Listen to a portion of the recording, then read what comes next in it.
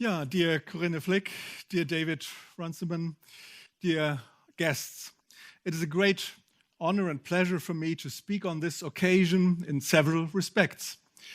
Corinne Flick and CONVOCO are doing extremely important work at the intersection of academia, politics, and the wider public, across national divides and national boxes in which our political discourse is still all too often caught. The annual CONVOCO Lecture Berlin is a great opportunity for crossing boundaries, for bringing distinguished international speakers to the German capital and in touch with the Berlin community.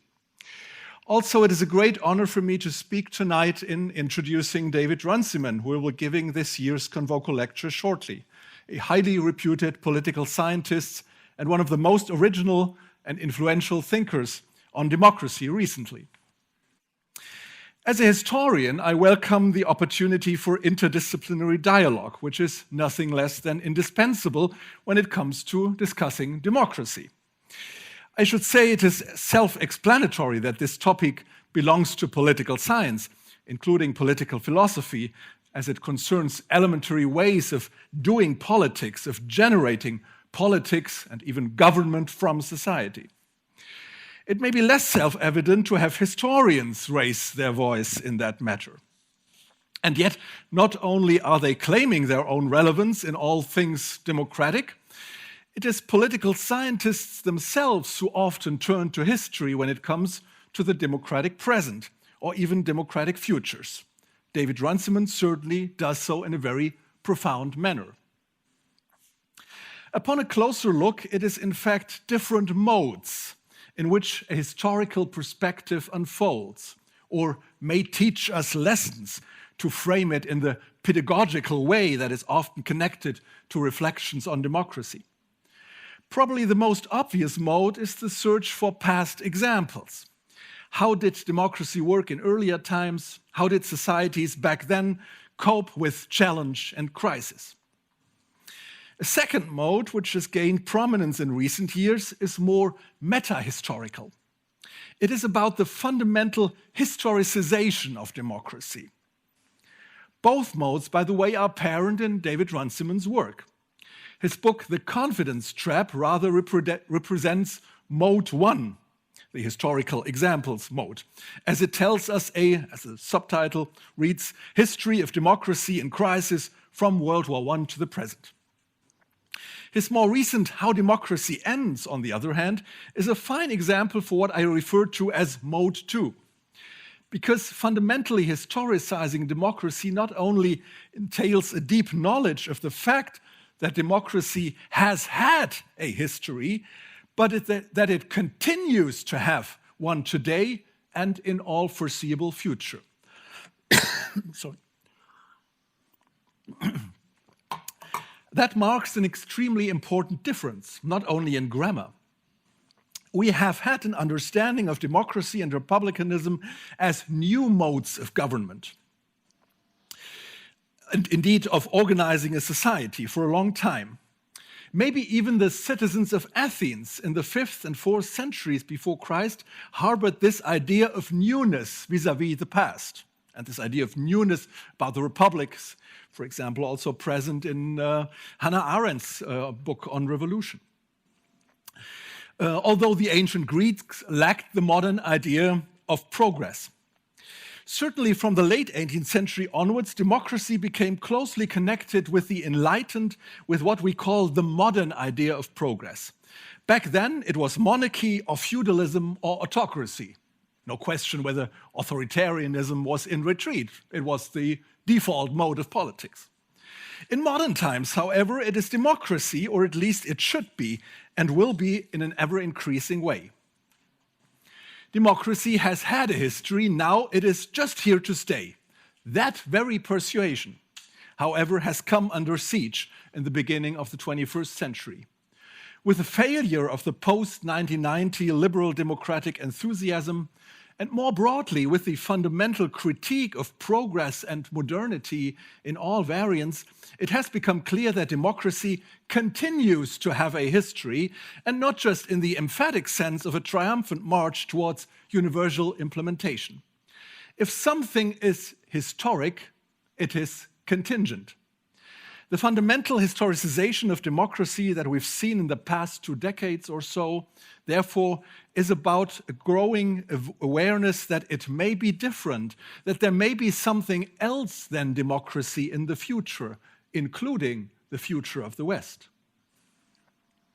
Democracy has not just arisen in the past. As history marches on, as time goes by, it may also come down or enter into complicated constellations of transformation for which it will be difficult to tell, is this still democratic?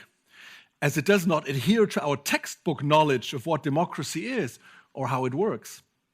Or is it already something else? While not necessarily, that was the framework of much of the 20th century, while not necessarily in the guise of totalitarian dictatorship. Everyone in this room by now has surely noticed that in the last minute or two, I've spoken about David Runciman's How Democracy Ends, a brilliant essay that in the best possible way reflects the new mode of historicizing democracy beyond the narrative of useful examples from the past. Why have I just said in the best possible way? Surely that is a gesture of academic politeness in my role tonight as supporting act for the author of that book. Beyond that, because of the admirable clarity of thought and originality of ideas that How Democracy Ends presents to the reader. Thirdly, because despite its title question, it does not come across as overly pessimistic or even defeatist with regard to the futures of democracy. This is not a doomsday book, and it certainly does not encourage a doomsday mood. And why is that so important? As I'm not trying to advocate an optimism of naivete or even an optimism of ignorance. Let me begin with an observation. The tide has begun to turn. Looking back at the early days of the crisis of democracy discourse in the first decade of the 21st century, there was more doom, more pessimism, and theories of incontrovertible decay had risen to enormous prominence, both in academia and in the wider public.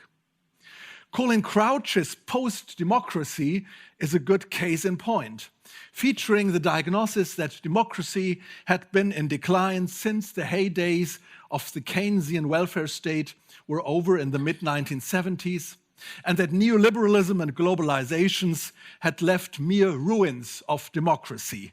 The institutions, or so Crouch said, are still there, but as empty shells, as a mere facade. This kind of discourse, it seems to me, is very much retreated.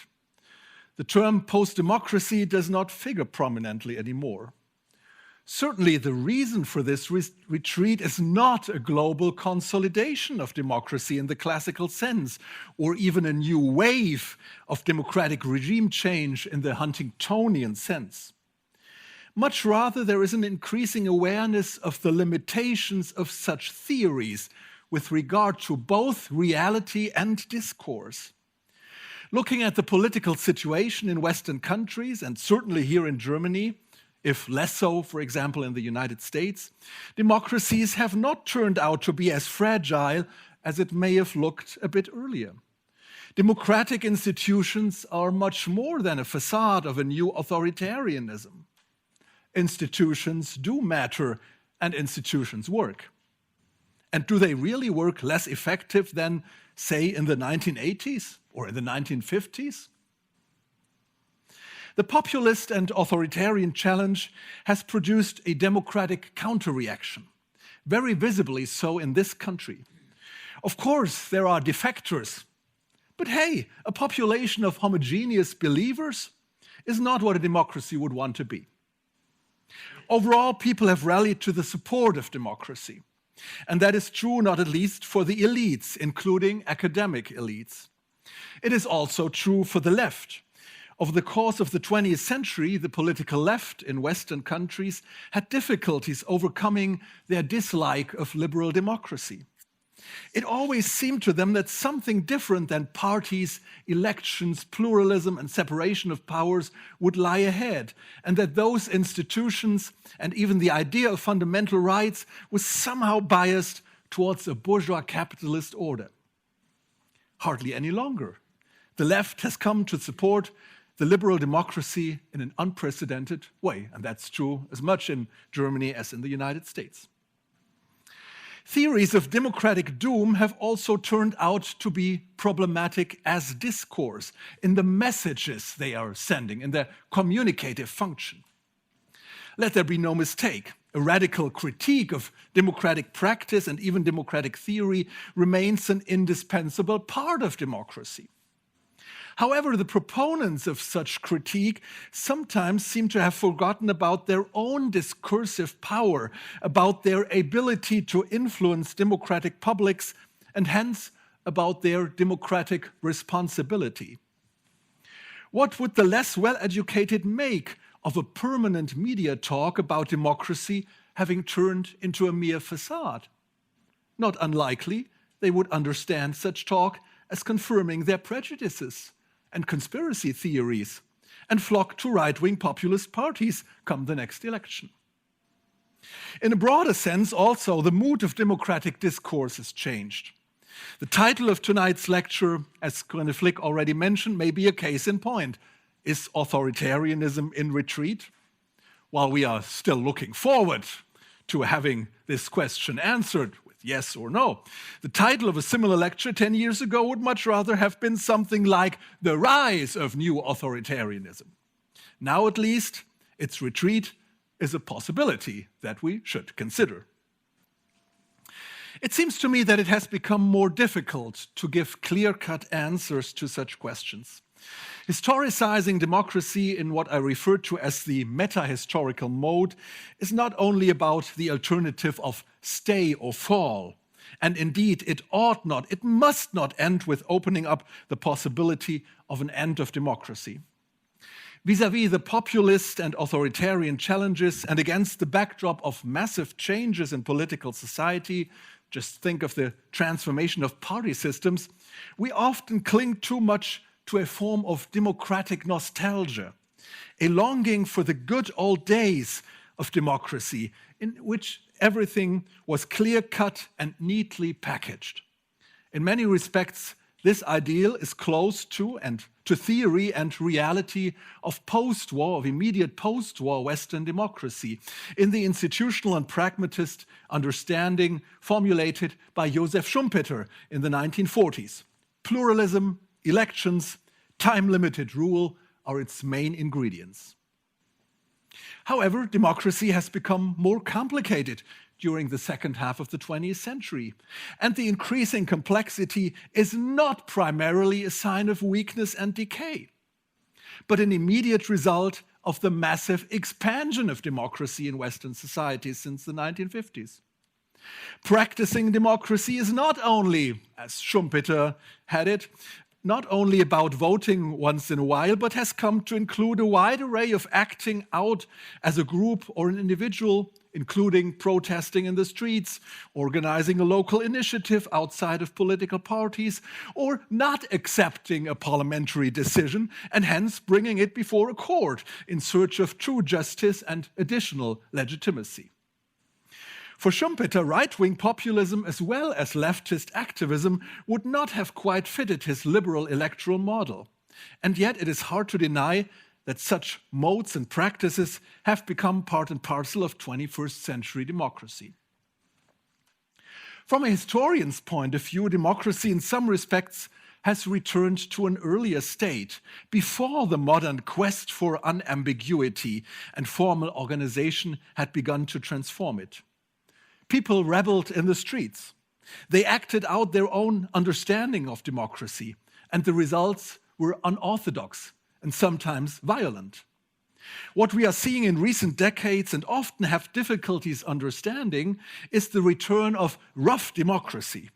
Political parties have ceased to be those well-ordered organizations with a clear-cut ideological profile and long-lasting stability. Think of social democratic parties, where they still exist.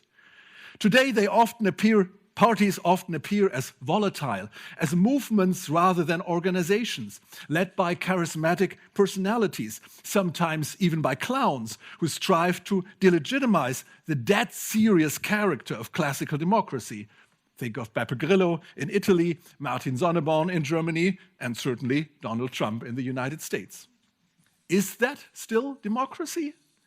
Boundaries have become uncertain. We have arrived in a state of fuzzy democracy.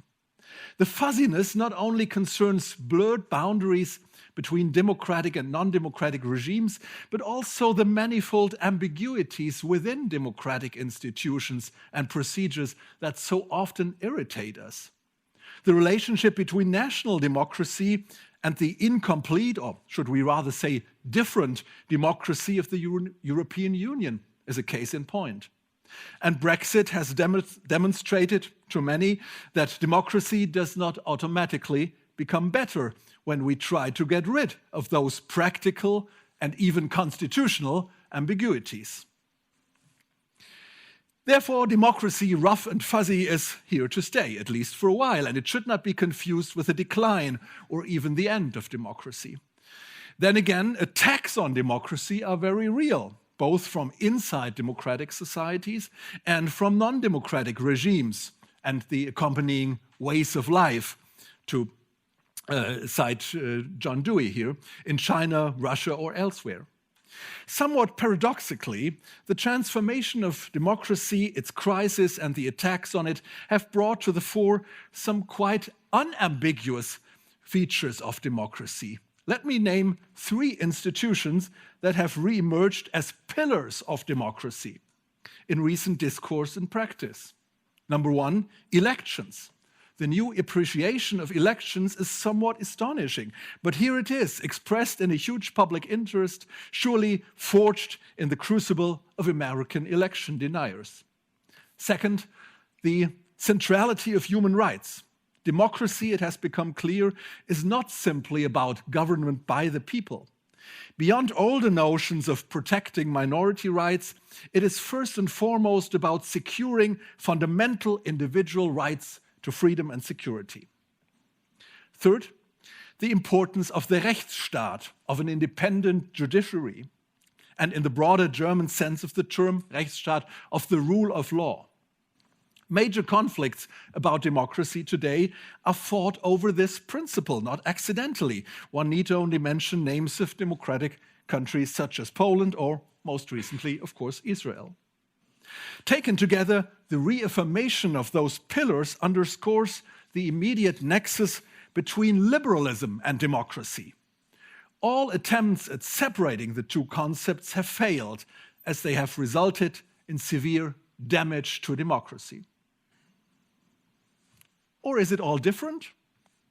Have I left out critical issues that need to be taken into consideration? What about current crises, not in and of democracy itself, but crises and challenges with which democratic regimes have to cope? That is one central question in David Runciman's work, which I'm sure will pop up in the following lecture. Thank you for having me on this stage, and thank you for listening. David, the floor is yours.